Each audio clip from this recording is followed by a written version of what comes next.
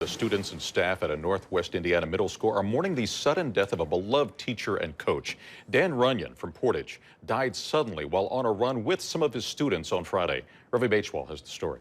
Heather Runyan sits with her 14-year-old and 9-year-old kids, surrounded by family and well wishes from a community devastated at their loss. We obviously knew he was a pretty big deal, but we just didn't know the magnitude of the impact that he's had on, not only my children's lives, but just the community in general. 45-year-old middle school science teacher and running aficionado Dan Runyan died on Friday after suffering a heart attack 2 days earlier while leading his Grimmer Middle School's running club.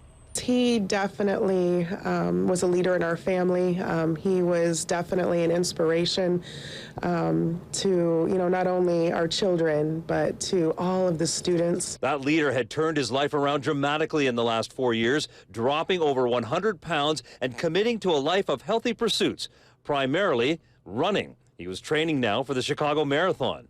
You might remember that last Wednesday was unseasonably warm. There was no snow around here in Robin Hood Park, and so Dan Runyan decided not to go home and take a run on his own, but to bring the running club from the school out here to this park.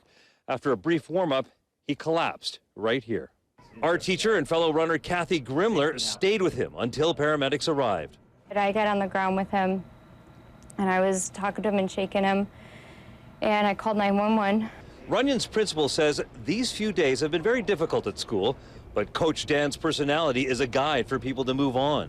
He was just funny. He infused humor in the classroom. If he had to insert a YouTube video, or he'd have little comical sayings about science-related items, he definitely made it fun for the kids. The teacher's family seems at peace now, having said goodbye to such a young man. They do feel that emulating his character is their way to move forward.